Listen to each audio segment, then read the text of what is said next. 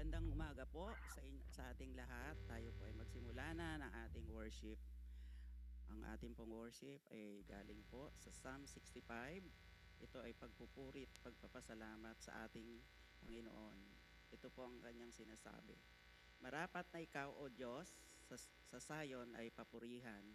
Dapat nilang tupdin doon ang pangakong binitawan. Pagkat yaong panalangin nila ay iyong dinirinig dahilan sa kasalanan, lahat sa iyo ay lalapit.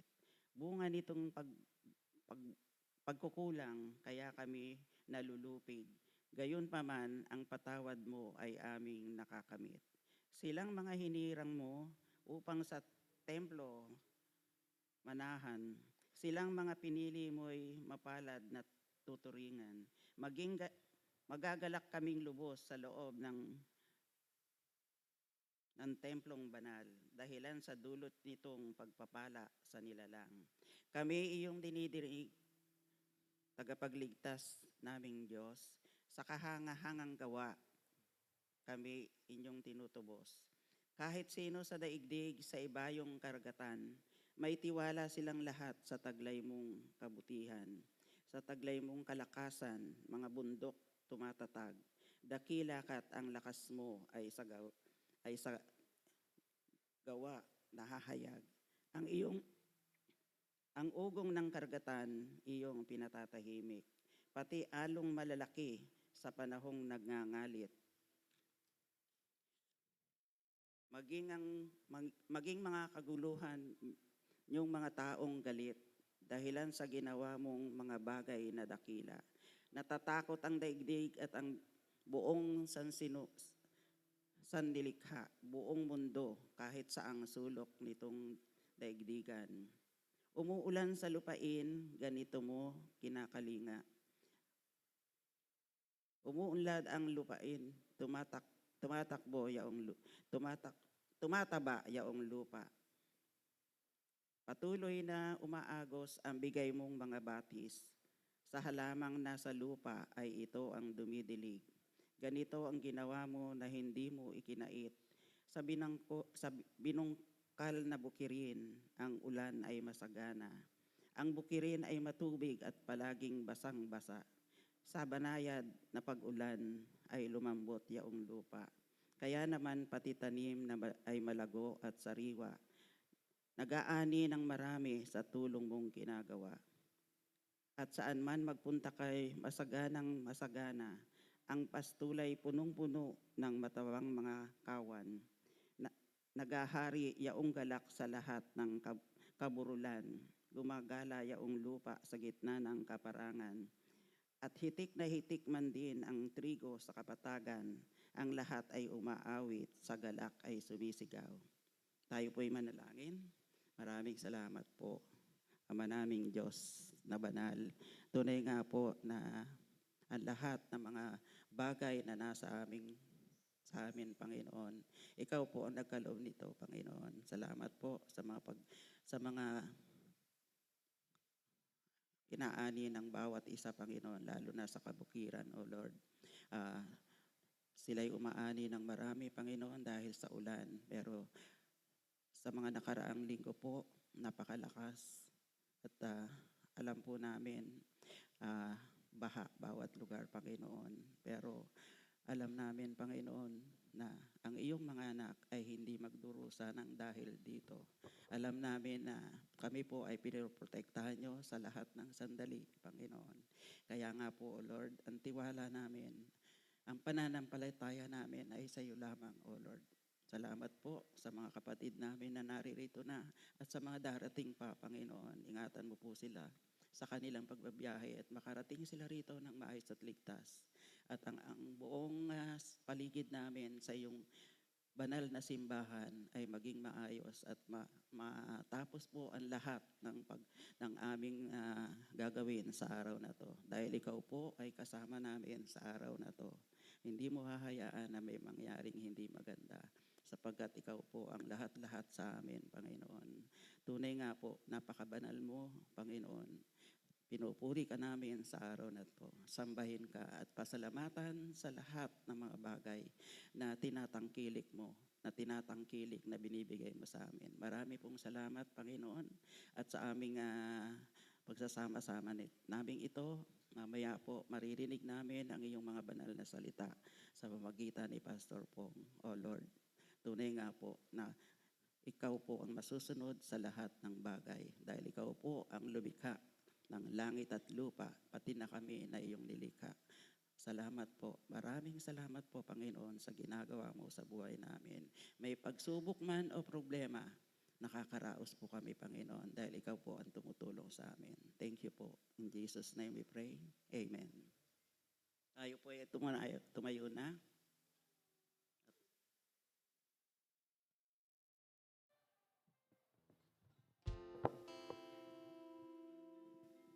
Ayan, good morning po. Siguro medyo mahaba-haba na po yung medyo pag-upo natin sa bahay, di tayo makalabas, tayo maka-exercise. Almost 2 weeks po na tag-ulan, pero po sa biyaya ng Panginoon, eto pa rin po tayo patuloy na nagpupurit, nagpapasalamat sa Kanya. Kaya po, ayun po, ano po natin yung heart po natin, yung mga, tanggalin po muna natin mga kaisipan po natin kung ano mga bumabagabag po sa atin o yung mga nagugulimhanan po sa ating puso. Ituon po natin ang ating puso't isipan sa pagpupuri sa Kanya, sa pag-worship sa Kanya. Kaya tayo po maghandog po ng mga awitin sa ating pong Panginoon.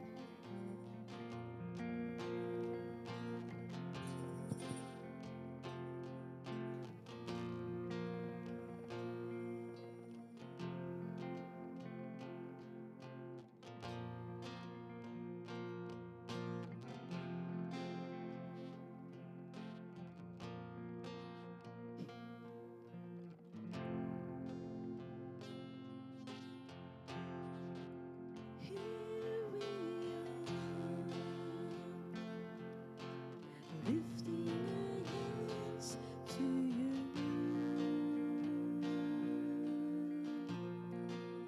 Here we are, giving you thanks for all you do. And as we praise and worship your holy name, you are here, dwelling within our praise. Who will be answered prayer for always being there, for love that hears us when we call, for arms that lift us when we fall. You have always been right beside us, leading us all along the way, and reigning true. Because of you, here we are, lifting our hands to you. Here we are, giving you thanks for all you do. And as we praise and worship your holy name, you are here, dwelling within our praise. For this we cannot see, for all that's yet to be, the trials we may have to face. be leaning on your grace. It will be your strength that save us, your love that makes us strong. And true we are, we say it's true. Here we are, lifting our hands to you.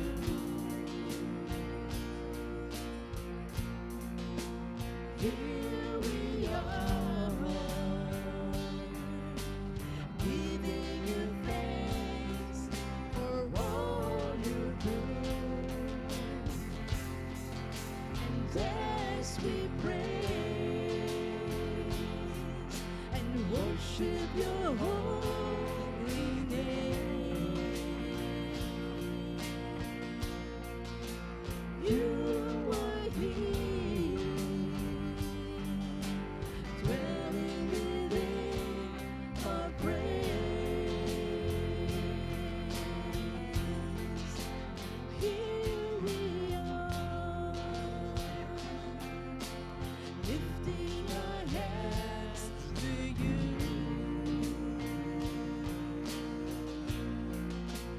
Here we are, giving you thanks for all you do.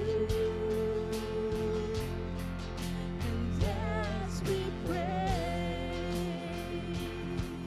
and worship your holy name,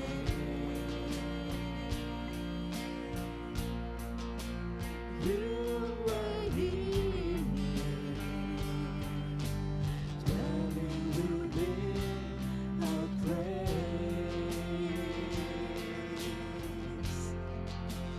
You are here,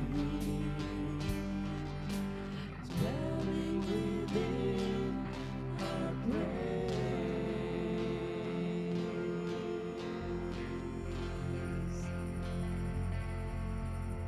Yes, Heavenly Father God, narito po kami sa iyo, Panginoon, na sumasamba, Panginoon. Naririto po yung mga anak mo, Panginoon, na dumadakila, tinataas ka at pinapasalamatan, Ama. Sa araw-araw na pagbibigay mo ng pagpapala sa amin, Panginoon. Kulang, Panginoon, yung pasasalamat namin sa iyo, Panginoon. Ama, ikaw po nakakatalos ng aming puso't isipan. Ikaw po nakakaalam po ng aming lahat-lahat. Kaya sa sandaling ito, Ama, narito po yung panalangin ng aming puso, nawa, Panginoon. Nawa, Panginoon, iyo'y tinghin at pakinggan, Panginoon, ang mga nilalaman ng puso't isipan ng bawat isa. Na tuloy kang itataas, dinadakila, Panginoon. Maraming salamat, Panginoon, sa sandaling ito na binigyan mo kami ng oportunidad para dakilain ka, pasalamatan ka at sambahin ka. Muli, Panginoon, dinadakila ka namin at tinataas ka namin, Panginoon.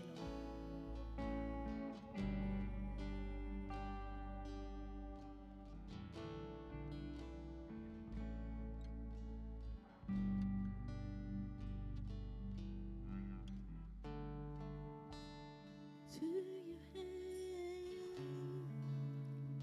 I commit again with all I am for you, Lord. You hold my world in the palm of your hands, and I am yours forever.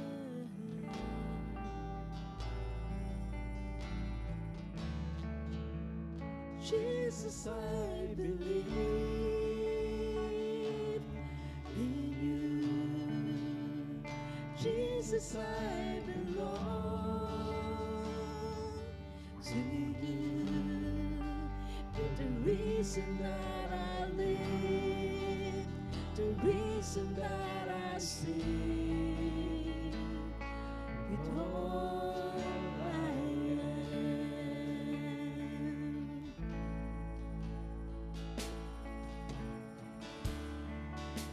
I'll walk with you wherever you go, in tears and joy. I trust in you, and I will live on your way, your promises forever.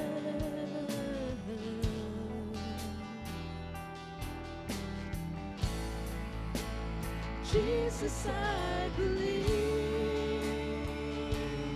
in you. Jesus, I belong to you.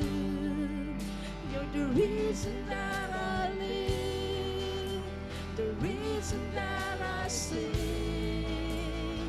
Jesus, I believe in you. Jesus, I belong to you. You're the reason that I live, the reason that I sing, with all I am.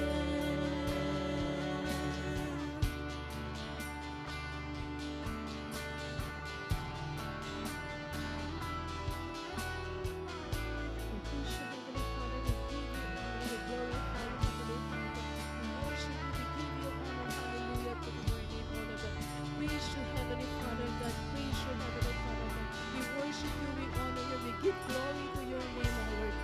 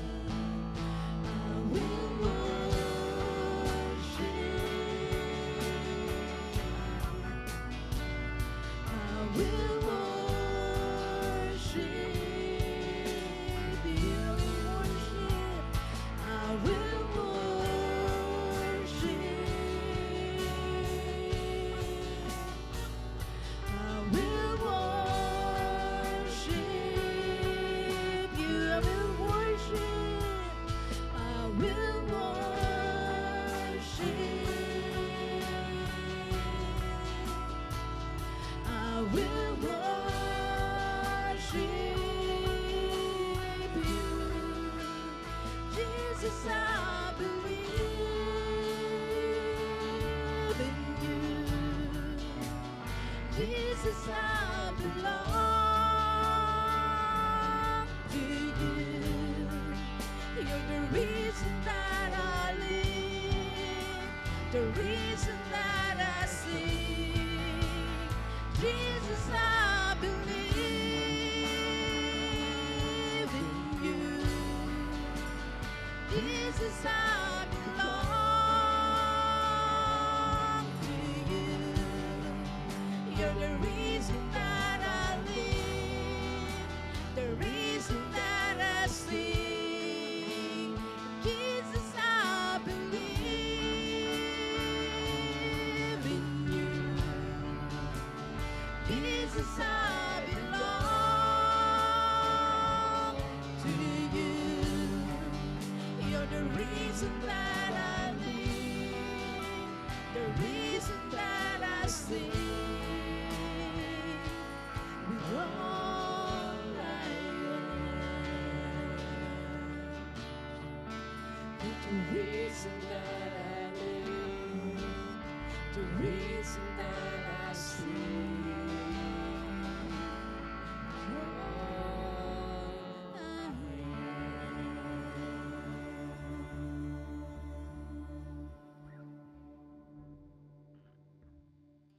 We continue to praise you, O Lord God.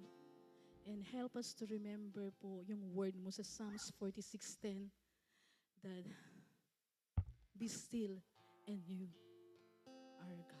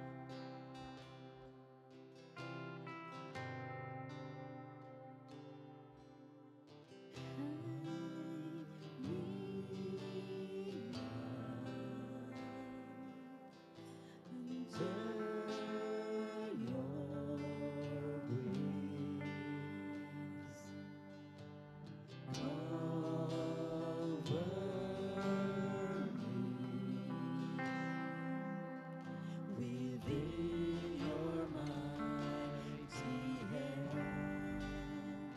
when the oceans rise and thunders roar, I will soar with you above the storm.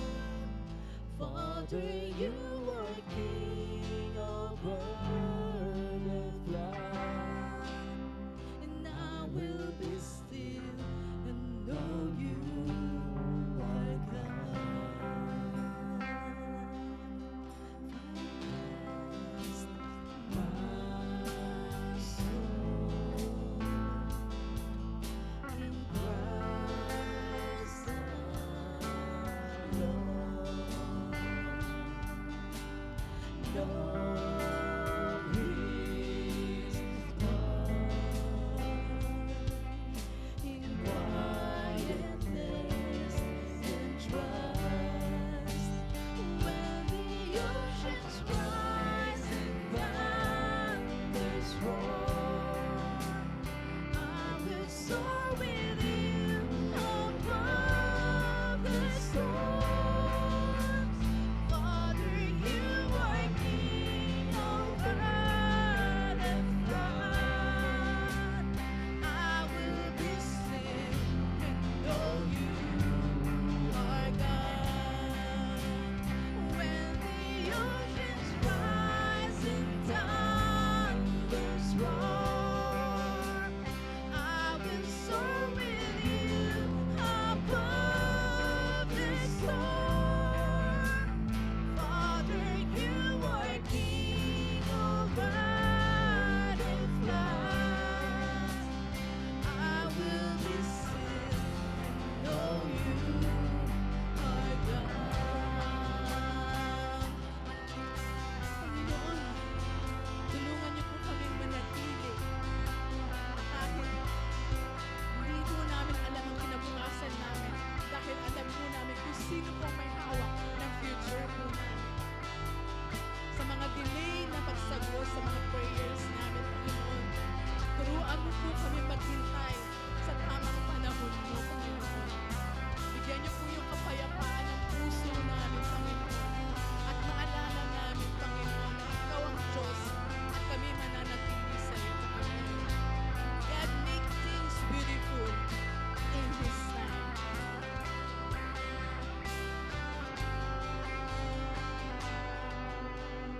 Rest my soul in Christ alone.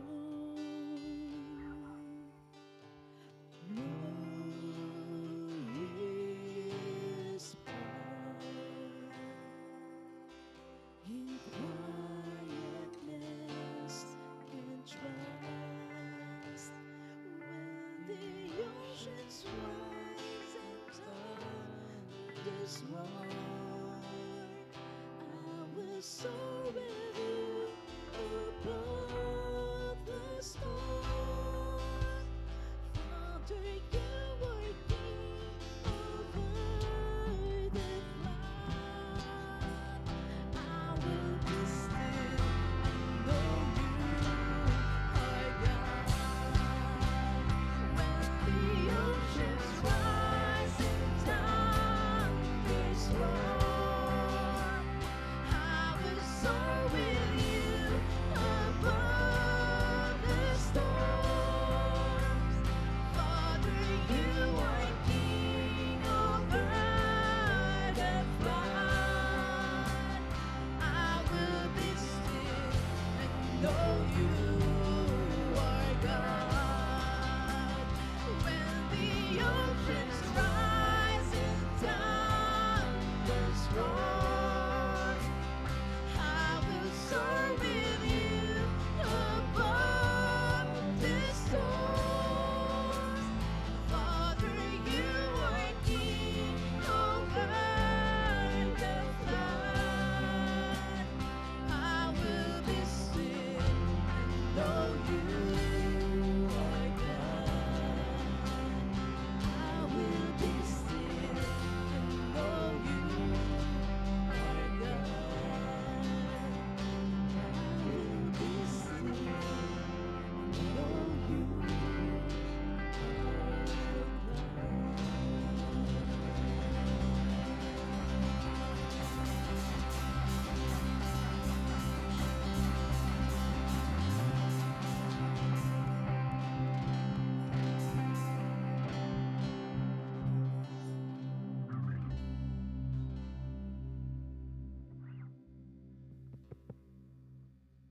Tayo po'y manalangin.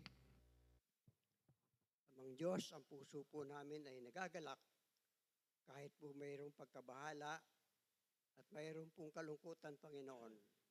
Lalo na nga po sa nangyayari sa aming bansa, maging sa aming mga pansariling buhay, Panginoon. Ngunit higit kang dakila, Panginoon. Sa tuwing ibubukas namin aming mga ta at titingin kami sa kalangitan, nakikita namin ay iyong kaluwalhatian, Panginoon. Kasi mayroon pang higit na hindi naaabot ng aming pananaw, Panginoon, kung saan ka nakalaklok sa iyong trono, Panginoon.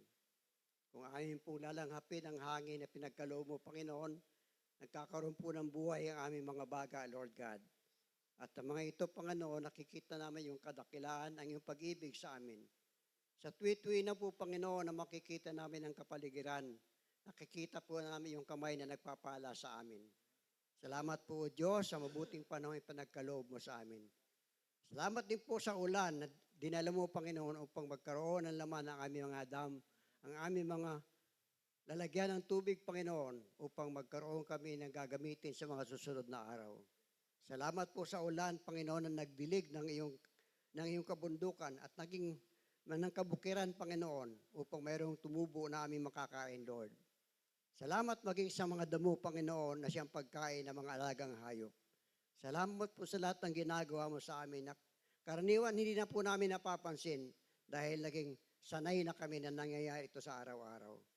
At patawarin mo kami, Panginoon, sa aming pagkukulang, Panginoon, sa kakulangan namin ng pagpupuri sa iyo, ng pagkilala sa iyong pag-ibig, Panginoon. Lalo na po sa iyong salita na walang makapaghihiwalay sa amin sa iyong mga ng iyong pag-ibig, Lord, at walang makakaalis sa amin sa iyong mga kamay, Panginoon. Salamat sa iyong patuloy na pag-iingat sa amin, O Diyos. Sana po, Lord God, mapatawad mo ang aming mga kakulangan, Panginoon. Katulad ng pag-aalis mo na aming mga kasalanan, Lord, na kung saan itinapon mo ito mula sa silangan hanggang sa kanluran, Panginoon. Salamat po, O Diyos, na hindi mo binibilang ang aming kasalanan, kung hindi, Lord, wala pong matitira sa amin. Salamat po, O Diyos, sa iyong kabutihan sa amin. Salamat po sa araw na ito na muli kami tinipon upang magpuri, upang sumamba sa iyo, Lord. Dahil ikaw ang aming Diyos na aming sasambihin, na aming puso at kaluluwa, Panginoon. Salamat sa iyong paghahari sa aming mga buhay, Panginoon, sa aming tahanan, O Diyos. Dahil ikaw ang lumulukob sa amin sa pamamagitan ng Espiritu, Lord. At nawa, Lord, sa pamamagitan ng Espiritu sa amin, Panginoon, mabuksan na aming kaisipan, maging aming mga tainga, Panginoon, upang marinig namin ang boses mo at matuto kami sumunod sa lahat po ng iyong adhikain, Panginoon. Lord, tinataas po namin yung pananambahan na to. Hiniling po namin yung pagpapala sa bawat bahagi ng pananambahan ito, Panginoon. Salamat po sa aming music team, Lord, na walang sawa pong tumutugon sa iyong pagtawag, Lord. At naririto sila upang ikaw ay handugan ng awitin, Lord, ng papuri, Panginoon. Salamat sa mga anak narito ngayon, Panginoon, upang magbigay kasiyahan sa iyo, Lord. Dahil ikaw po'y natutuwa sa tuwing kami nagtitipon upang manambahan, Panginoon. Diyos, pagpalain po ang mga anak mo na papunta pa lamang dito, Panginoon. Maging hindi makakarating, Panginoon, sa kanilang mga puso ay sumasamba sa iyo. Pagpalain mo sila, O Diyos, at lahat po ng kanilang pangangailangan ay tugunin mo, Panginoon. At abutin mo na yung mapagpalang kamay ngayon ang may karamdaman, Lord. At mahipo mo sila, Panginoon, upang maramdaman ng katawan, ang kanilang katawan, Lord, ay yung pagpapagaling, ay yung pagpapala, O Diyos. Salamat po sa kabutihan mo sa amin, Lord. Tugunin mo po ang lahat na aming pangangailangan, Panginoon, lalo na po yung mga pangangailangan pinansyal, upang patuloy mo kaming makapaglingkod sa iyo, O Diyos. Lord, tinataas po namin ang kalagayan ng aming bansa. Hinihiling po namin ang iyong kalooban ng masunod, Panginoon, at ang iyong pag-ibig ang matupad, Lord. Ang katotohanan mo ang limitaw, Panginoon. At sinasabi po na yung salita, Lord, na pupuksain mo ang lahat ng masama, Panginoon. Harinawa, Panginoon, dumating na yung panahon yun, Lord God, upang manaiga ang iyong katarungan, Panginoon. Salamat po, O Diyos, amin pong tinataas ang aming mga naglilingkod, sa aming pamalaan, na magkaroon sila ng takot sa iyo, O Diyos, upang alalahanin nila ang kapakanan ng taong bayan at hindi ng sarili lamang nila, Diyos. Salamat po, Panginoon, maging sa pagkakataong ito na kami makapanambahan. Muli, Lord, gamitin mo po ang bawat sa amin upang maipahayag namin ang kalooban mo. Ang iyong pag-ibig, Lord, ay yung pagpapatawad, ang iyong ebanghelyo, Panginoon.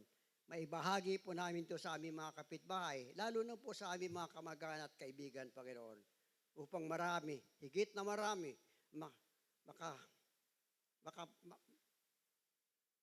magkamit ng iyong pagpapala, ng iyong pag-ibig, O Diyos. Salamat po muli, Lord. Nataas po namin ang mga nalalabing sandali sa araw na to, maging yung pagpupulong mamaya, Panginoon. Basbasan mo po ang bawat isa upang magampanan namin ang kaniya naming katungkulan, O Diyos. Pagpalain mo po ang mensahero mo ngayon, Panginoon, upang maipahayag niya ang kalooban mo, Lord. Ihanda mo po mga puso namin at isipan, Panginoon, upang malasap po namin ang lahat po ng biyaya ang tatamasahin namin sa pamagitan ng mensahe, Panginoon. Salamat po, O Diyos. Idihandog po namin sa iyong pananambahan ito ngayon, Panginoon. Salamat po, O God. Sa pangalan ni Jesus. Amen.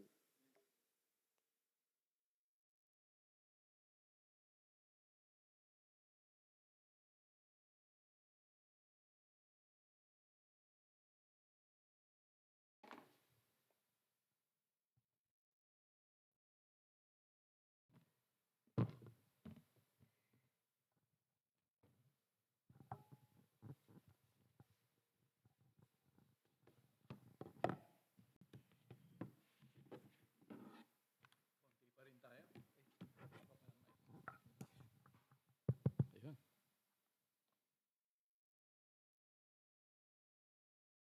Praise the Lord. Salamat po sa ating mga kapwa-lingkod, sa ating pagsamba ngayon sa ating Panginoon na talagang pinagpapasalamat natin. Una-una dahil dun sa answered prayer. Nung Biyernes pa lang ay talagang masungit ang panahon na nangangamba tayo na baka magtuloy-tuloy hanggang Linggo.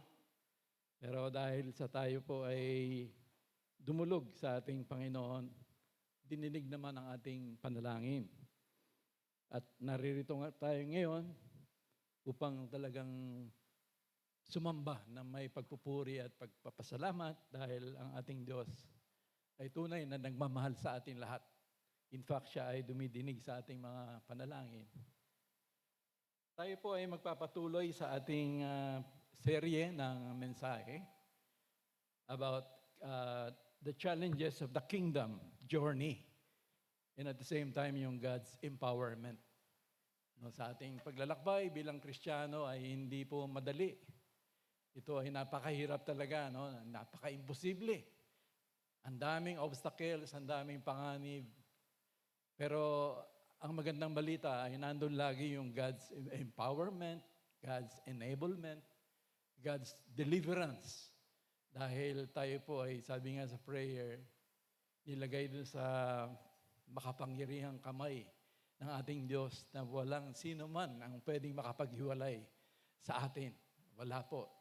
Dahil walang hanggan ang pag-ibig sa atin ng Diyos na dahilan ng pagkakabayubay ng kanyang anak sa krus ng Kalbaryo. So tayo po ay magpapatuloy ngayon.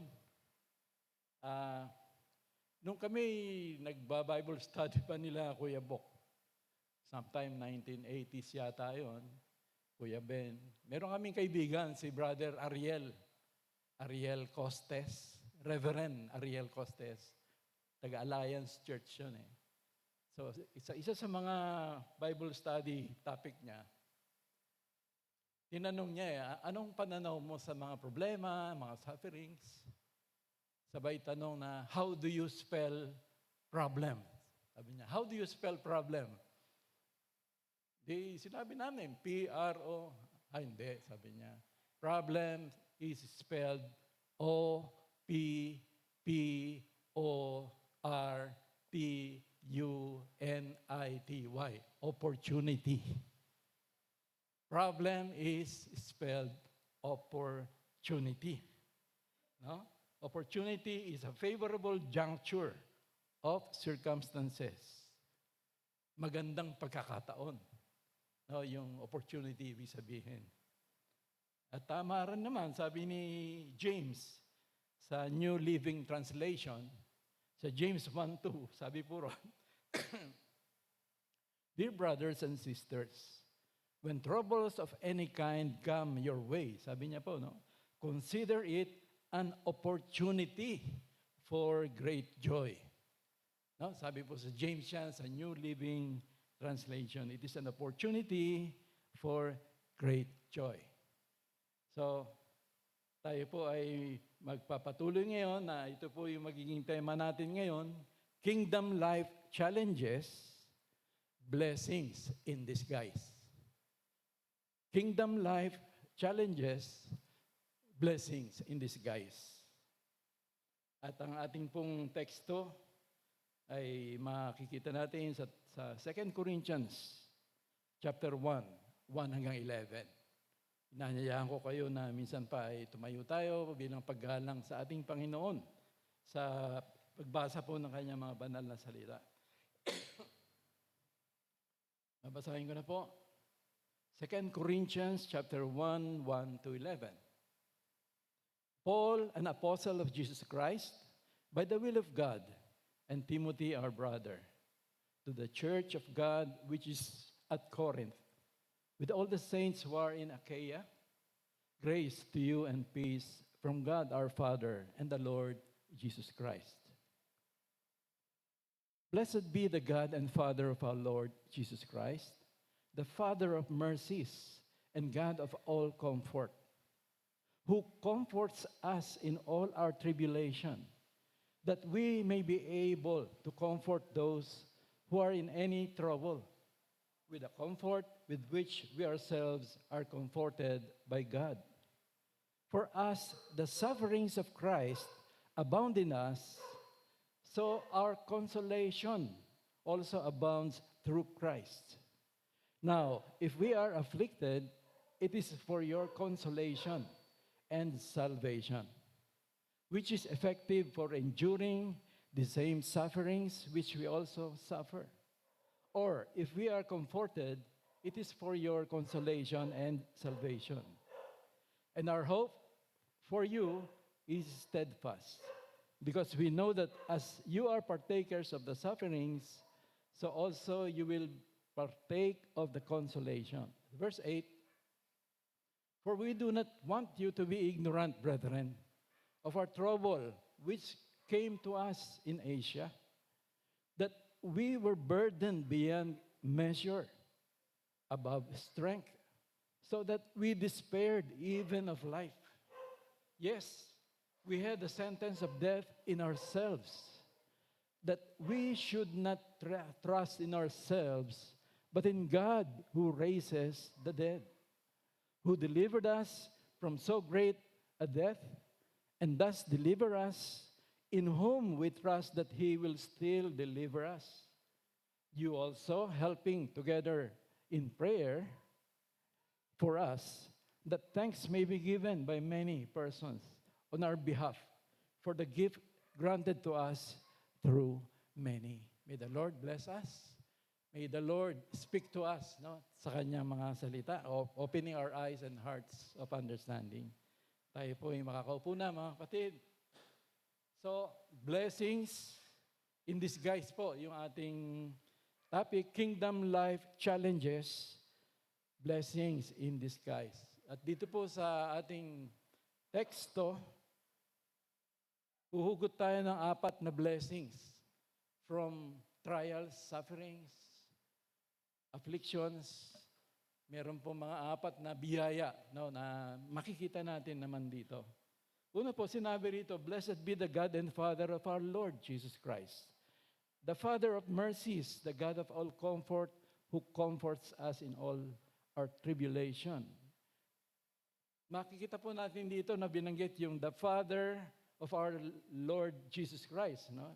Blessed be God, the Father of our Lord Jesus Christ. At maiisip po natin na ang Panginoon nung kanyang incarnate state, nung siya nagkatawang tao, na naging fully human siya, and fully God at the same time, no? Sa kanya pong buhay bilang the suffering Messiah, siya po ay tumanggap ng katakot-takot na hirap, pasakit. Kung kaya siya bilang human, nung time na yon, siya ay totally naging dependent sa kanyang Ama. Na makikita po natin na kadalasan po, nagre-retreat siya sa isang bundok upang makipagniig sa kanyang Ama, na binabanggit nga sa Hebrews na yung kanyang panalangin po, no? Sabi dito, during the days of Jesus' life on earth, He offered up prayers and petitions with fervent cries and tears. No? Fervent cries and tears po ang kanyang pananalangin sa kanyang Ama, to the one who could save him from death. And he was heard because of his reverent submission. So si Jesus bilang tao po ay talagang nagdidepende pa rin sa kanyang Ama for comfort, for strength. Kaya andun po yung buhay panalangin niya lagi, Panginoon, sa Panginoon. Unang blessing po sa mga sufferings is, very important po ito, we come to know God in our sufferings and difficulties. We come to know God in our sufferings and difficulties. So, how do we know Him in our trials and sufferings? Makikilala po natin siya. We know God in His character. From theoretical to experiential level. Now, from mental assent to the heart and personal level po. So, maganda po ito na nakikilala natin siya, nagpapakilala siya, kung sino talaga siya, no? During our times of suffering. Makikilala mo yung karakter talaga ng Diyos. Kung sino siya, na hindi kadalasan nangyayari kung tayo ay nagbabasa lang. No? Kaya minsan po kailangan ilalagay tayo sa laboratorio ng Diyos. No? Ilalaboratory tayo, dadaanin tayo sa mga maraming testing para makilala natin kung sino talaga siya. No? So yun po yung unang blessing. We come to know God in His character from theoretical to experiential way, from mind, intellectual assent to the heart and personal level. The Lord our Shepherd King. Nakita po natin yan sa Psalm 23. Hindi lang tayo dinadako dun sa green pastures.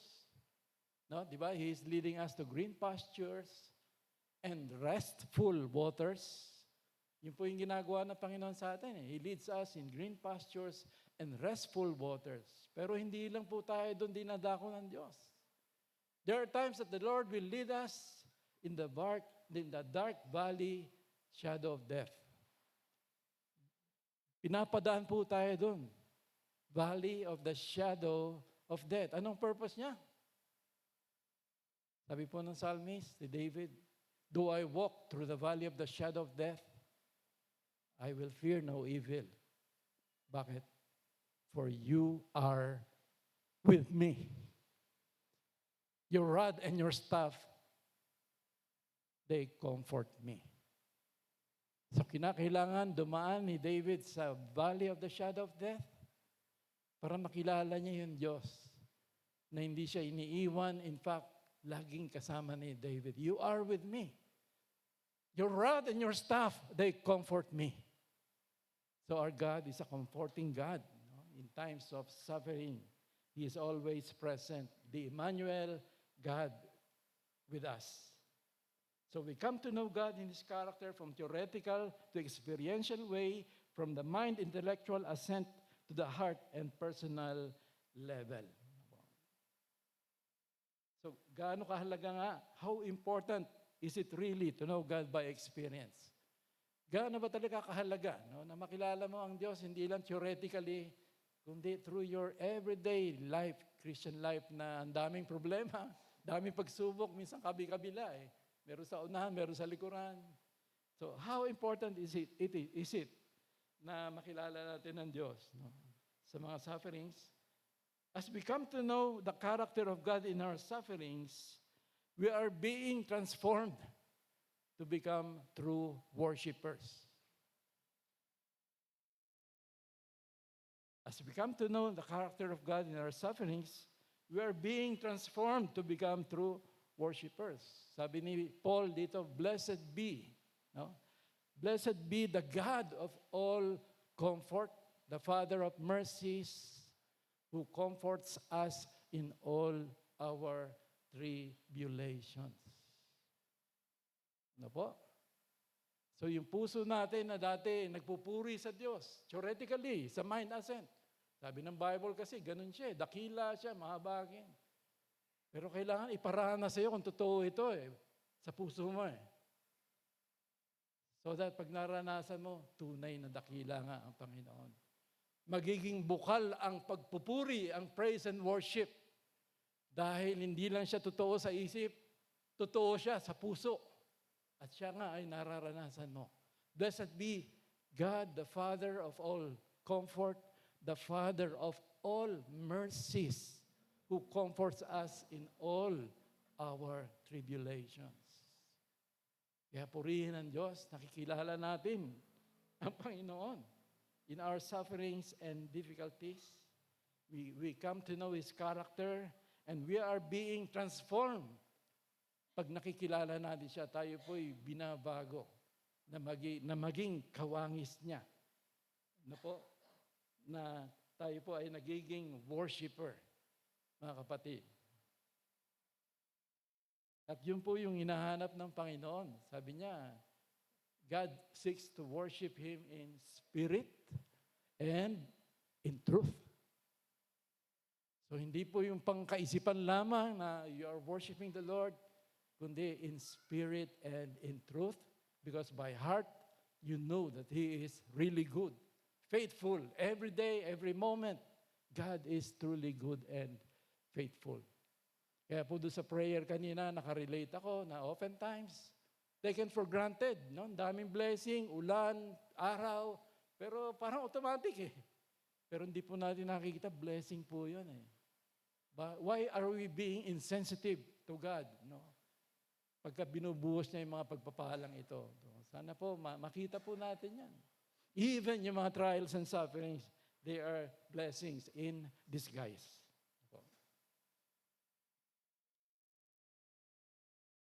May nagsabi po na we are thanking God kasi yung difference daw ng thanking God and praising God, yung thanking God daw, you are thanking God for what He has done, what He is doing. No, you thank God. Kaya nga sa ating prayer covenant, meron tayong mga thanksgiving. Di po ba? Dahil nananalangin tayo, of course, God answers prayer. So, yun po yung opportunity, time, para mapasalamatan natin ang Diyos sa mga tugon sa ating panalangin kung ano yung ginawa niya. And then, we praise God. Anong difference? We praise God for who He is. Who He is. Yung attributes, yung character niya, we are praising God.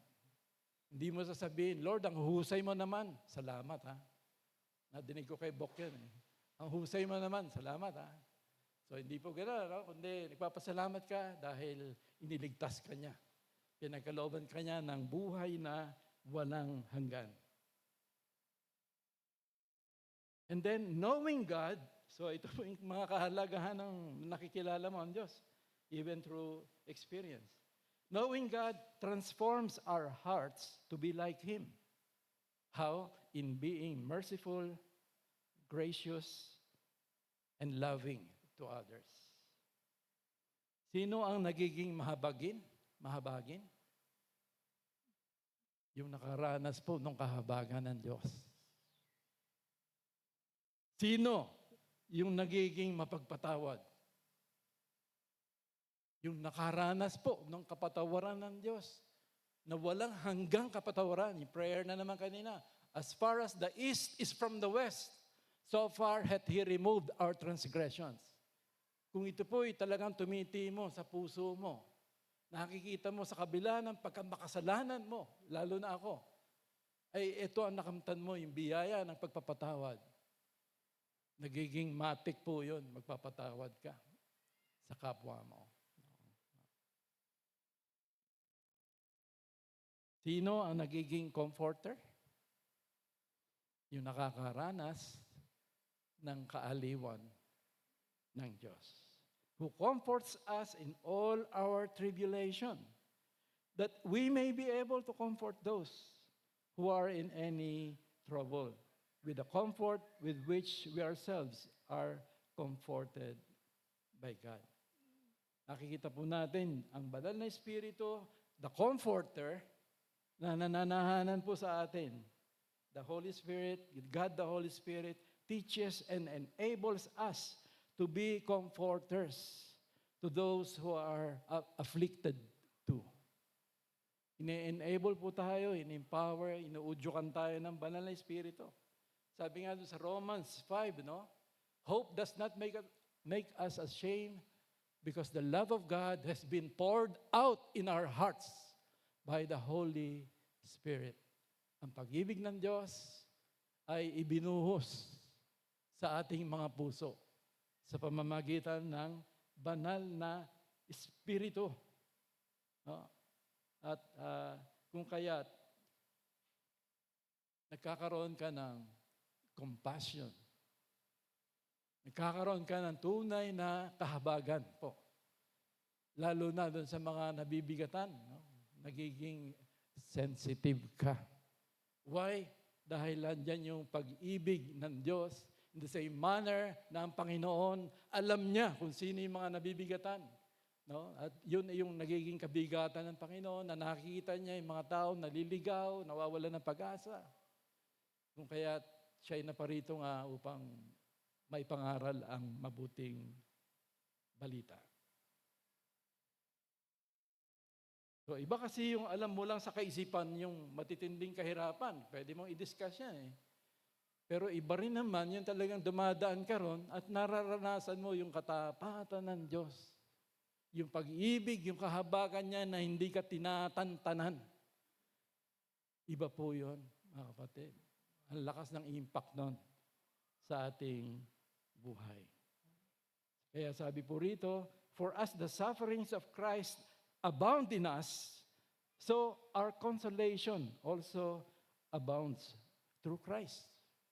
No, habang sumasagana yung trials, yung mga problema na yan, yung afflictions natin, lalo namang sumasagana yung comfort, yung kaaliwan niya.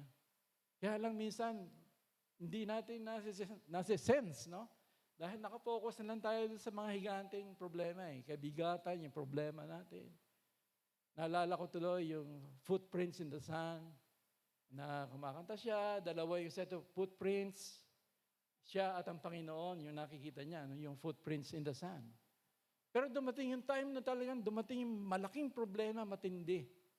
Nakikita niya, isa na lang yung footprints. Doon siya umiyak sa Panginoon, Lord, bakit kung kailan? Hirap ako, doon mo ako pinabayaan. Kaya ako na lang yan eh. And sabi ng Lord, anak ko, mahal na mahal kita. Yung nakikita mong footprint, akin yan. Pasan-pasan na kita nung time na yan. So the fact, kapatid, na tayo ay nagpipersevere sa mga problema, gaano man kabigat ito. Ibig sabihin, nandun yung grasya ng Lord giving you the grace para mag-persevere. Yung internal strength ng Panginoon. Kasi kung ikaw, hindi mo kakayanin yan eh. Kung ako, hindi ko kakayanin yan eh. Pero ano yung humahawak sa atin? Bakit tayo nagpipersevere? Bakit sa kabila ng problema, we give thanks and praise to God? Ito yung masaganang comfort, consolation of the indwelling God in us. The Holy Spirit, the Comforter. Siya po yung nag-i-enable sa atin, mga kapatid. Kaya tama po yung kanina na prayer na mabuksan yung kaisipan natin. Lalong-lalo na sa pag-ibig, katapatan ng Diyos sa atin sa bawat sandali. Upang hindi tayo maubusan ng pagpupuri, pagpapatotoo sa Kanya. So even yung mga sufferings nila Paul, yung mga kasama niya sa verses 6 and 7, sari-sari kasing kahirapan, yung mga dinadana si Pablo sa kanyang misyon, ay kumbaga na-receive niya yung comfort and strength ng Lord. Ito po, sila ay in-empower, in-strengthen ng Lord. At ito ay, kumbaga sinasabi niya dito sa mga taga-Corinthians na nagiging blessing, nagiging consolation sa kanila dahil may encourage sila dun sa naging comfort ng Lord kina Paul sa kanilang sufferings. Kumbaga, may strengthen din sila, na the same suffering na dadaanan nila dahil dinaanan nila Paul ito. In fact, dito sa Philippians, na binanggit ni Paul na yung kanyang pagkakabilanggo. Ako tutusin, kung ikaw yung naglilingkod siguro, baka kung sino-sino na yung sisisihin mo. Tapat kang lingkod, masigasig, maalab, pero ito, bilangguan yung kinaharap mo. Pero sabi niya sa Philippians, "But I want you to know, brethren, that the things which happened to me have actually turned out for the furtherance of the gospel, so that it has become evident to the whole palace guard and to all the rest that my chains are in Christ." Yung kanyang tanikala ay hindi dahil sa siya isang masamang tao, kriminal, kundi siya ay dahil tagasunod ni Hesukristo, ang Panginoon.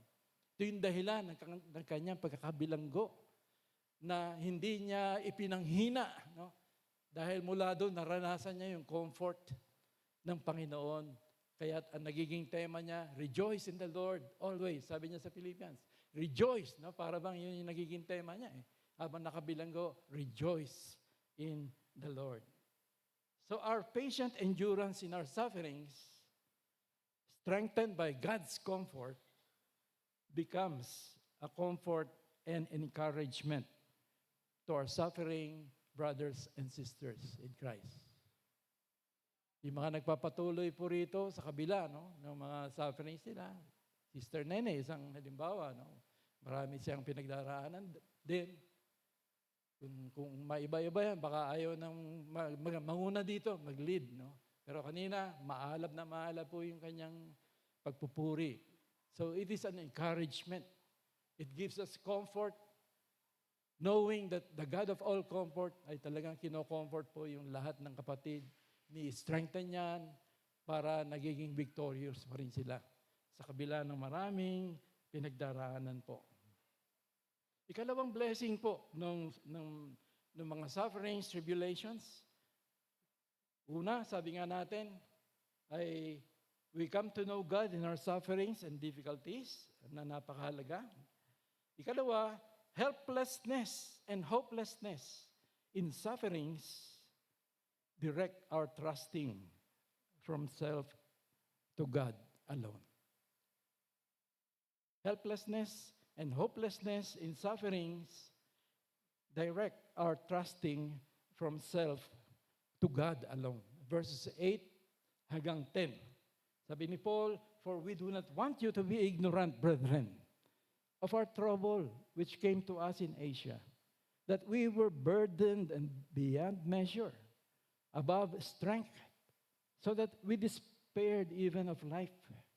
Yes, we had the sentence of death in ourselves, that we should not trust in ourselves, but in God who raises the dead, who delivered us from so great a death, and thus deliver us, in whom we trust that He will still deliver us."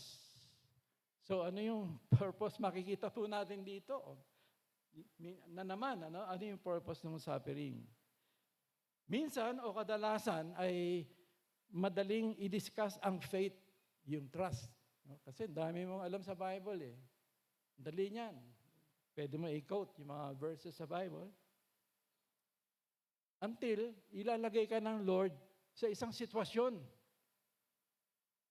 na talagang makikilala mo kung sino si Pong sa loob. Kung sino ka sa loob. Hallelujah! Praise the Lord! Bakit? Dami mong blessing eh. Wala kang sakit eh. Di ba? Ganda yung savings pa sa bangko. Hallelujah! Pero pag nawala kaya yon, at sa halip ay mga problema na na-encounter natin. Ano po? So minsan o kadalasan siguro, ilalagay tayo ng Lord sa ganong situation for you to know the real you inside. Importante po kasi yun na nakikilala natin yung sarili natin. Kasi kung hindi, niyabang natin, dali natin magturo eh. Kasi hindi mo kilala yung sarili mo na ganun ka eh. Nagiging judgmental tayo. So, napaka-importante po ron. Minsan o kadalasan, madaling i-discuss ang faith. Kaya nilalagay tayo ng Lord sa mga ganong situation. Naalala ko yung sa Deuteronomy chapter 8 verse 2, kinukwento ni Moses dun sa second generation Israelites. Namatay na kasi yung first generation dahil stiff-necked sila, stubborn. Paikot-ikot 40 years in the wilderness. Nangamatay po ito, yung mga magulang nila. Ito na ngayon, yung second generation na iniistorya ni Moses. Ano ba yung nangyari? Ano ba yung nangyari? Sabi ni Moses, "And you shall remember that the Lord your God led you all the way, these 40 years in the wilderness." Why? Why wilderness? To humble you and test you, to know what was in your heart, whether you would keep His commandments or not. To humble you, to test you, to know what was in your heart, whether you would keep His commandments or not. By way of via wilderness. Trials, problems, sufferings. Ito po yung desert university na maraming binababang lessons sa atin. Basically, humility, faith in God. Ito po yung tinuturo sa atin na napakahirap po na matutunan. Ang dali lang i-discuss, pero mahirap po, napakahirap. Kaya sabi ni Peter, bakit tayo pinadadaan sa apoy ng pagsubok? Sabi niya, "In this you greatly rejoice, though now for a little while, if need be, we have been grieved by various trials." Anong purpose? That the genuineness of your faith, being much more precious than gold that perishes, though it is tested by fire, may be found to praise, honor, and glory at the revelation of Jesus Christ. Pinopurify po tayo. Una-una, tinetest, genuine ba yung ating faith? Paano dadaan ka sa apoy ng pagsubok? Idadaan talaga tayo, kapatid. Bakit kaya hindi tayo talaga totoo minsan nagiging comforters sa iba? Dami pong nagsasuffer sa kapatiran lang eh. Ang daming nabibigatan if we are being sensitive. na dapat sana sensitive tayo. Ah. Pero bakit ang totoo parang hindi yata marami ang nagiging comforters sa kanilang sufferings, sa church lalo? Posible kayang hindi nagiging totoo ang God's comfort sa atin? If Christian suffering, kung ang equation po ay Christian suffering equals God's comfort, and God's comfort equals comforting others, kung gano'n na yung equation, baka nga, ang problema natin ay hindi totoo yung God's comfort sa atin. Ano kaya yung nagiging hindrance na hindi natin nadarama at times, no? Yung comfort, yung kaaliwan ng Diyos sa atin. Ano kaya yung nagiging hindrance, mga kapatid? It is the pride of self-sufficiency. The pride of self-sufficiency, pagtitiwala sa sariling katalinuhan, kakayahan, kalakasan, abilidad, mga tao, o bagay sa halip na sa Diyos lamang. No? Ito po yung siguro pinaka-basic. Bakit nagiging insensitive tayo? Hindi man lang natin nararanasan yung kaaliwan ng Diyos.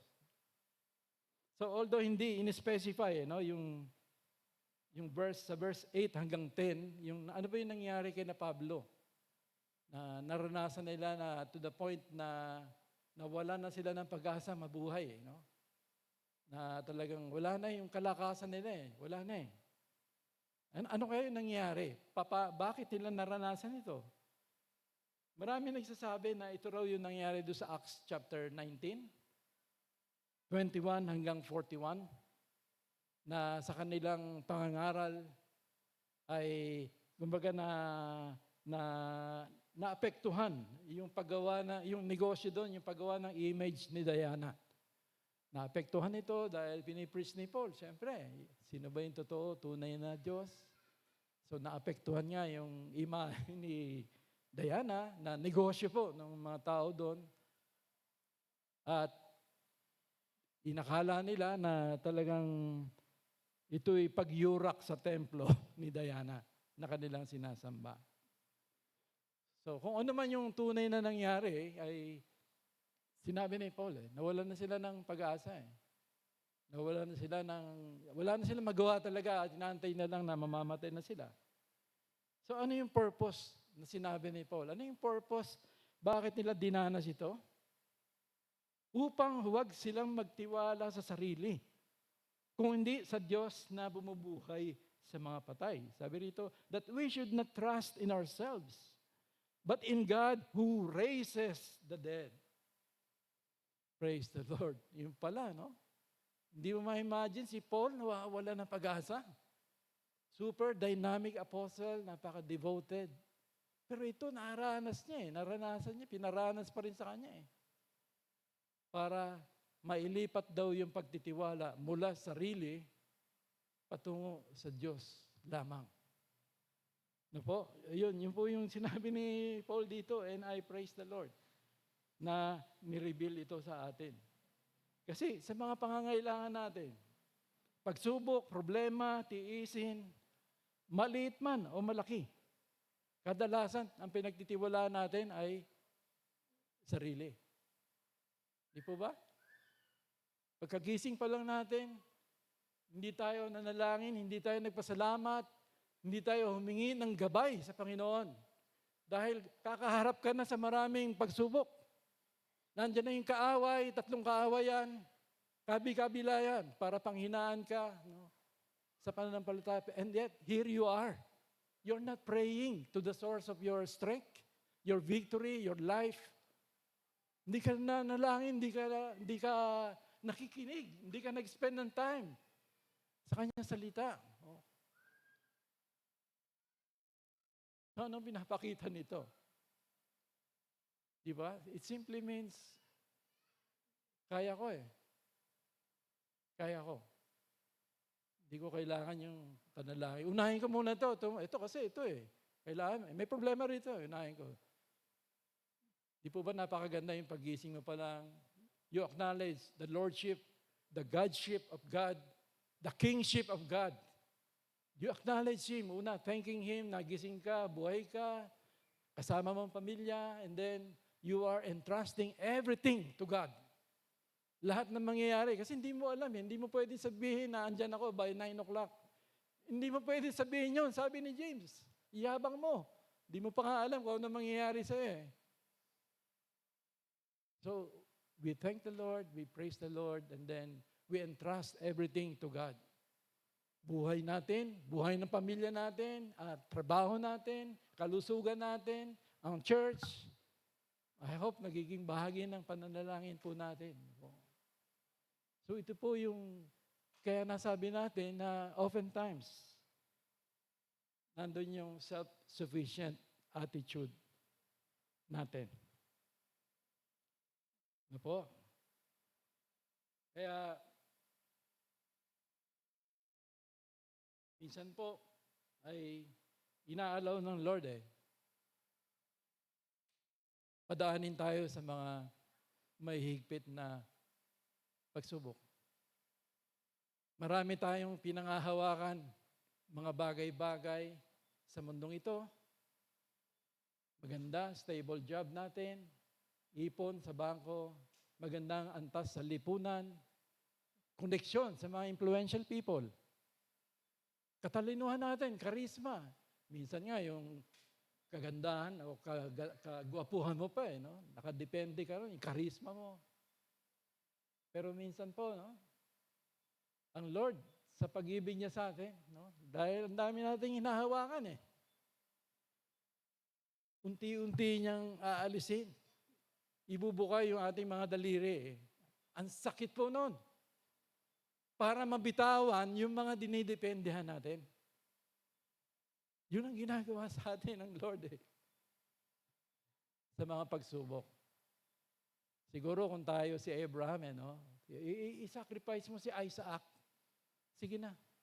Samantalang pinangako ng Diyos yung blessing through Isaac 25 years in the waiting. Tapos ito, sabi ng Diyos, ialay mo si Isaac. Pinakamamahal mong anak, ialay mo. So, there are times, may mga ganun po ang Lord sa atin.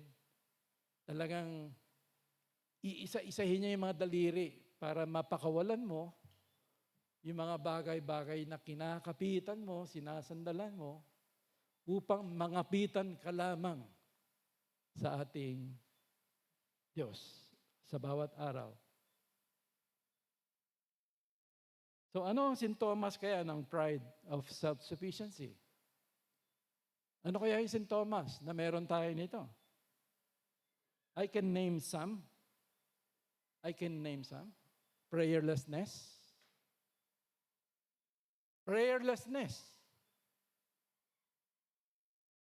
Sabi nga ni St. Augustine, a man without prayer is like a tree without roots.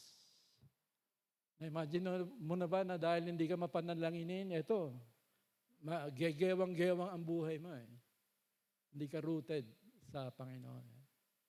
Prayerlessness. Ano pa? Thanklessness. May word bang ganon? Thanklessness. Meron pa isa. Churchlessness. Meron ba nun? Churchlessness. Maliban na lang kung talagang valid yung reason for not attending. Pero kung talagang intentional, ayaw mo. Samantalang ito ng Lord, do not forsake the assembling of yourselves together, knowing that the time is near. Pero ito magiging busy ka sa iba. Priority. Thanklessness, churchlessness, worrying.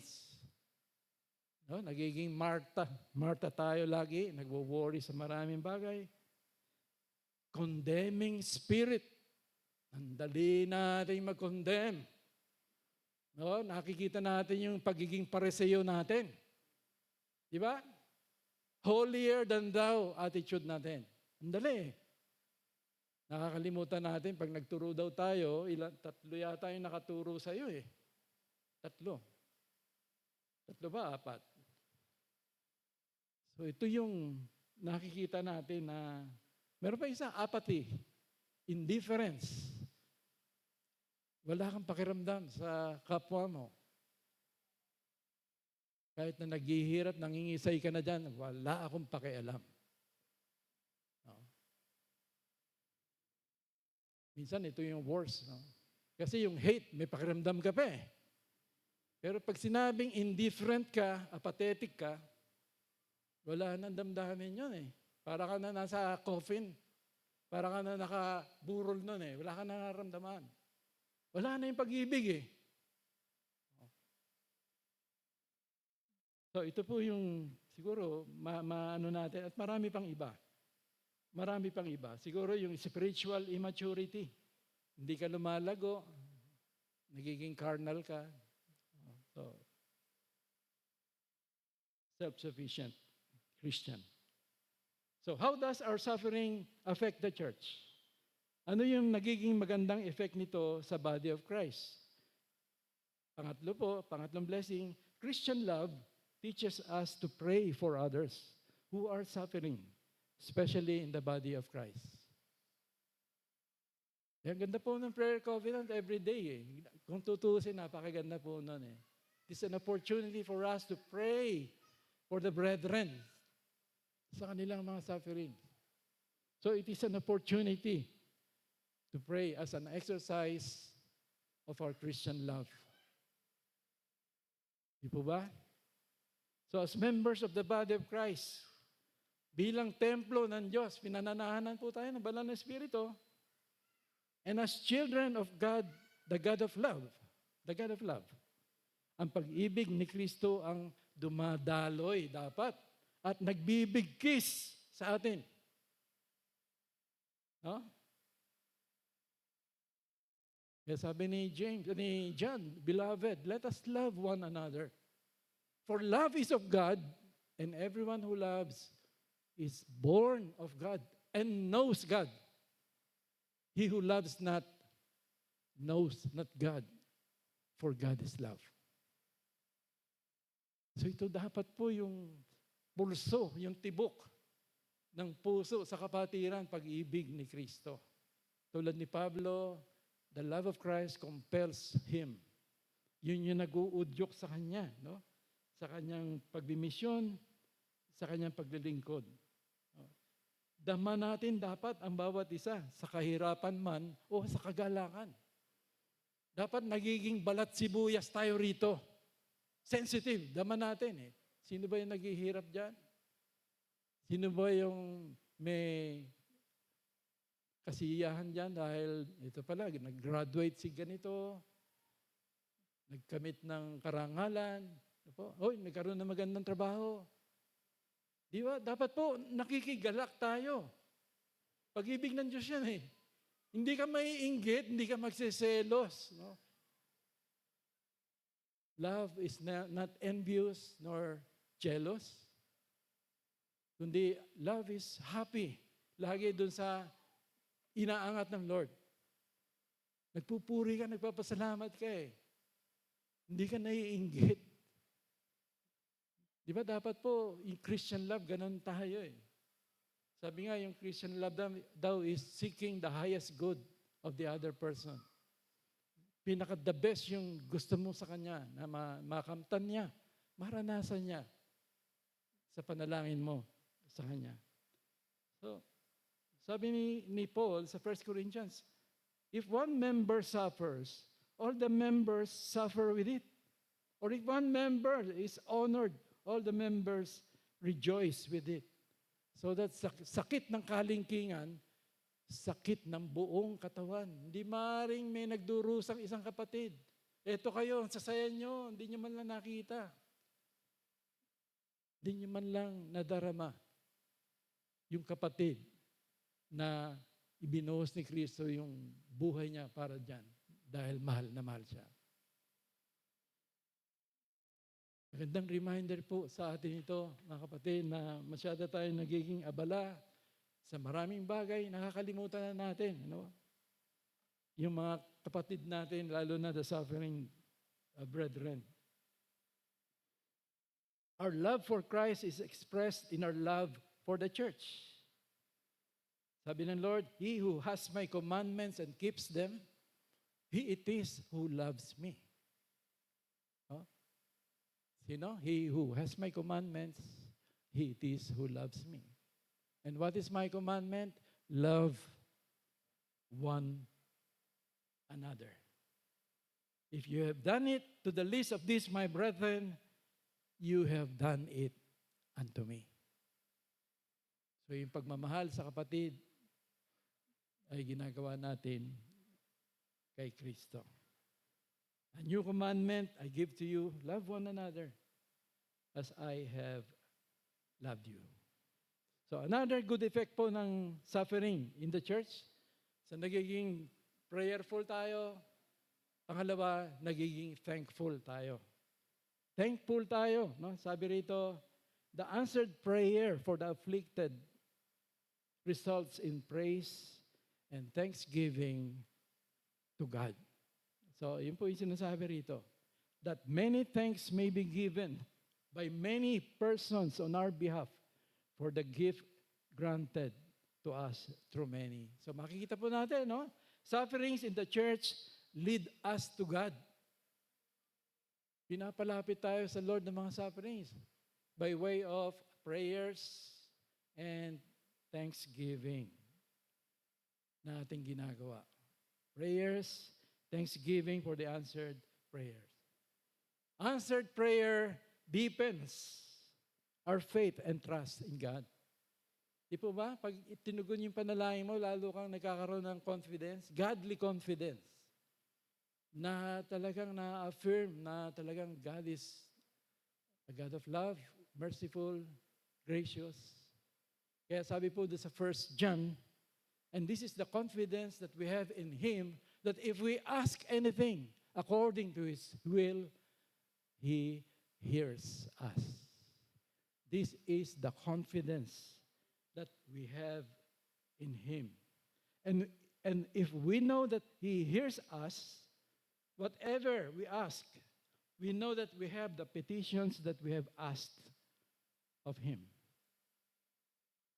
Madalas po ang kaaway, talagang tinutokso tayo niyan. Kung tayo ay nandun sa period ng suffering, affliction, yun yung time kasi na mahina ka na eh. Kaya doon ka na makakadinig sa Kanya eh. Ayan, kasi. No?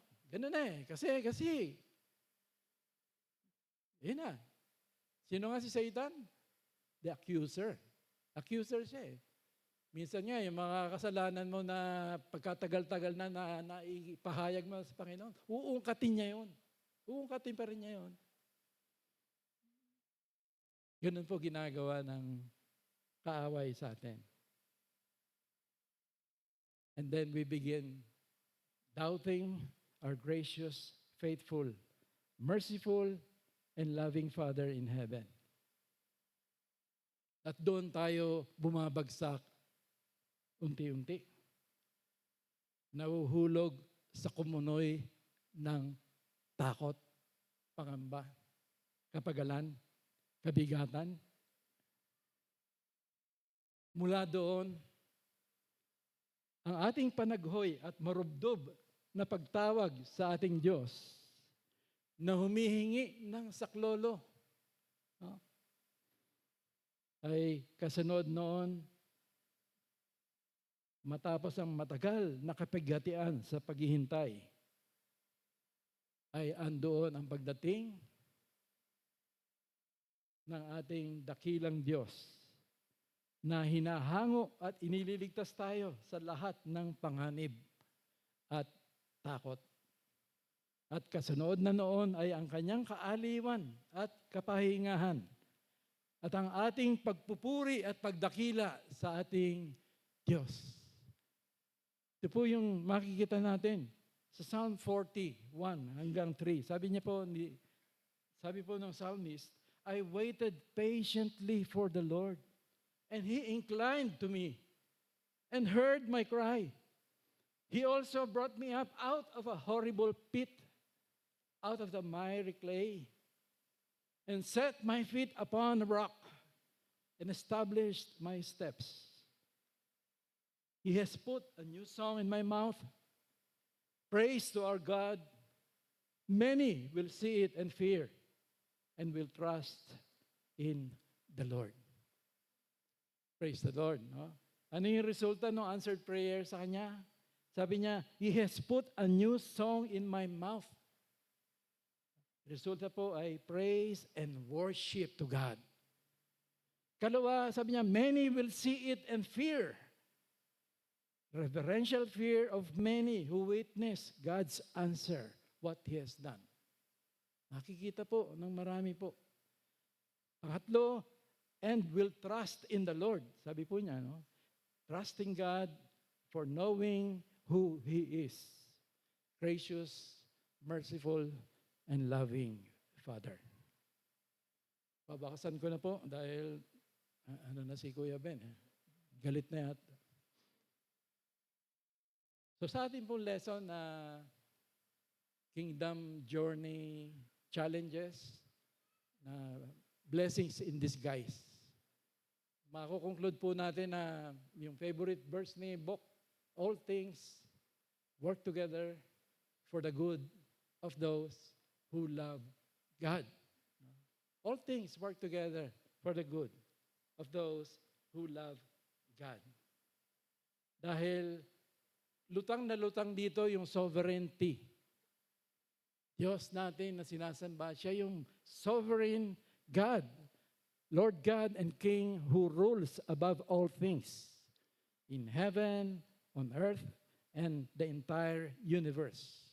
He is in total control of everything and is working all things in accordance with His will and purpose.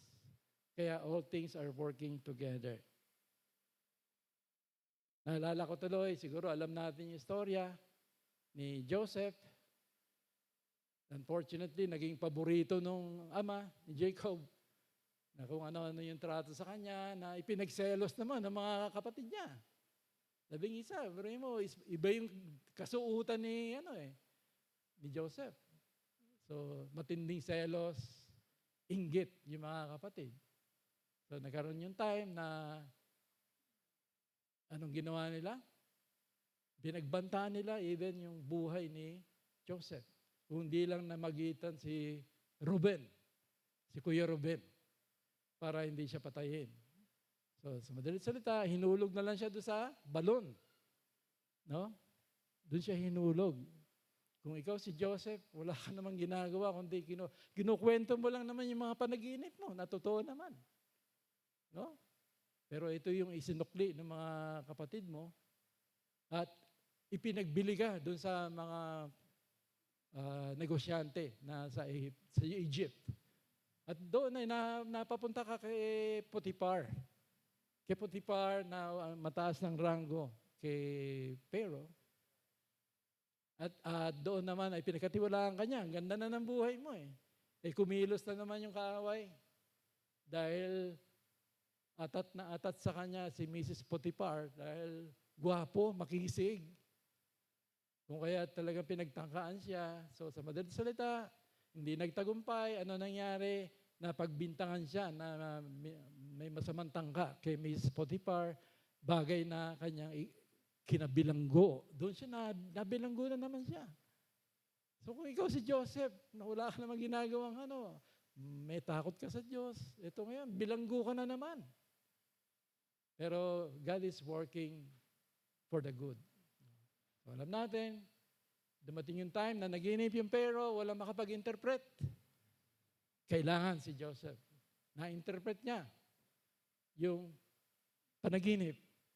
At dahil doon, siya ay prinomote sa second most highest position in the land. Naging prime minister si Joseph. Naging prime minister next to the king. So yun po yung naging dahilan. Bakit niya dinanas yung mga katakot-takot na problema. At yun rin yung naging dahilan. No? Dahil nagkaroon ng famine famine for 3.5 years. Tagutom sa buong kalupaan po. Dahil kamatayan yun, kung di ka makakakain. So yun pala, plano na naman ng Diyos para maisalba itong chosen race na ito.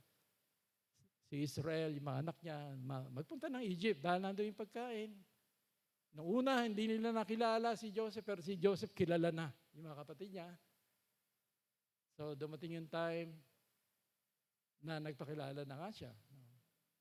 Nadala yung tatay niya ron, pinadala sila sa Goshen para sa kanilang mga alagang tupa. Dahil mga shepherd sila. Pero after 400 years yata yun, hindi mo na pula ron. Ano? Namatay si Jacob, eto na yung 11, yung 10 lalo na. No? Ando na yung takot nila kasi iniisip nila wala na yung tatay natin. Sino pa yung mag-aano tayo sa ating kay Joseph? Naisip nila yung krimen na ginawa nila na hindi sila naniniwanan, talaga pinatawad na sila ni Joseph. No, hindi sila makapaniwala na papatawarin sila So ito yung naging response ni Joseph sa kanila. Then his brothers also went and fell down before his face. And they said, "Behold, we are your servants." Sabi ni Joseph said to them, "Do not be afraid, for am I in the place of God? But as for you," sabi niya, no, "you meant evil against me, but God meant it for good, in order to bring it about as it is this day, to save many people alive." So, ginawa niyo ako ng kasamaan, but God meant it for good. So, yun po yung makikita natin magandang lesson. Kumbaga, ang ating Panginoon, parang master billiard player. Sabi ni Ibok, tutumbukin daw halimbawa yung isang ball, tinamaan yung number 1. Pero ang goal pala, papasok, kailangan yung number 15. Pag tumbok mo, ang daming tatamaan, pero at the end, papasok pala yung pinaka-goal mo, number 15. Di po ba, ganun minsan ang buhay? Masalimuot, di natin nakikita, puro sakit. Pero yun pala, ang goal pala nun, ayun, may papasok na, yun dapat mahulog doon sa butas. Isang reflection na lang po. Naalala niyo yung 12 spies? 12 spies na pinadala ni Moses. Moses ba? Joshua. Moses. Pinadala doon sa promised land para i-scout. So, ano ba ito? Ano ba yung... Tuklasin nyo nga kung ano itong promised land na ito. So, 12 spies. Kasama doon sa 12 si Joshua and... Sino isa? Caleb. So, sa pag-scout nila, nakita nung 10, higante. Problema. Nakakatakot. Para lang tayo mga grasshoppers. So, nakita nila ay problema, impossibility. Pero yung dalawa, ano nakita? Nakita nila opportunity. Nakita nila victory. No? Ito yung pinangako sa atin ng Diyos. Let us possess it. Let us claim it. So, 12 tao, magkaiba ng pananaw. No? Lalong-lalo na sa mga challenges, sa mga hamon, sa mga problema, sa mga sufferings, iba yung kanilang pananaw. So, what do you see and discover in your Christian journey to the promised land? Ano yung nadi-discover mo to the promised land? Yung journey mo, patid. Is it the giants of problems, afflictions, trials na nakakatakot? Or opportunity of God's complete victory in possessing the promised land as He has promised? Meron po akong isi-share na isang kanta. Kung mamarapatin niyo pa, konti lang po. Pakakantay natin si Kuya. Meron po ba tayong gitara para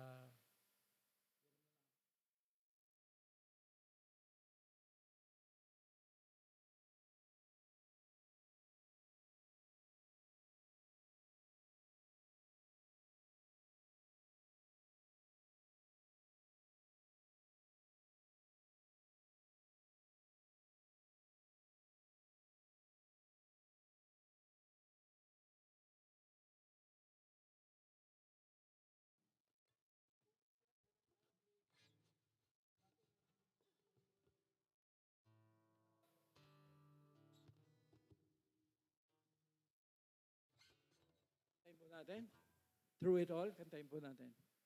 Very much related to the topic.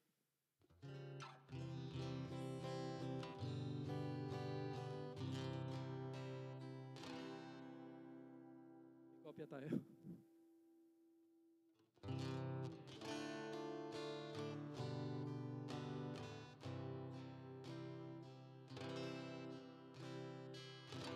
I've had many tears and sorrows. I've had questions for tomorrow. Certain times I didn't know right from wrong. But in every situation, God gave blessed consolation. That my trials come to only make me strong.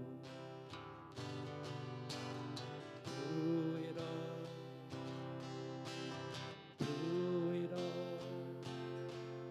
oh, I've learned to trust in Jesus. I've learned to trust in God. Through it all, I've learned to depend upon His word. Taasan po natin.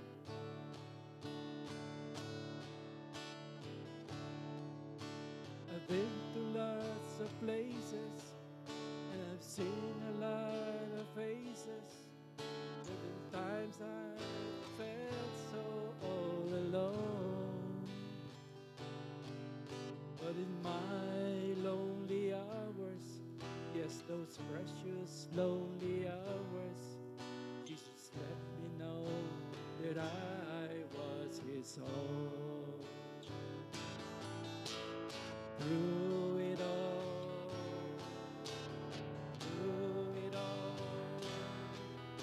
I've learned to trust in Jesus. I've learned to trust in God.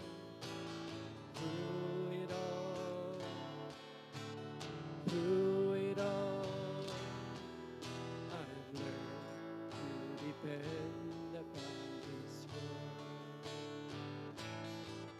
I thank God for the mountains, and I thank Him for the valleys. I thank Him for the storms He brought me through. For if I'd never had a problem, I wouldn't know that to solve them. I'd never know what faith in God could do. Through it all.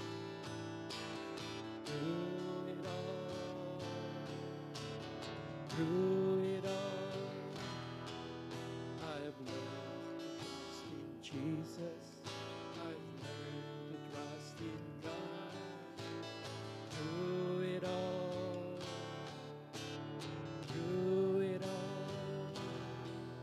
oh, I've learned to depend upon His word.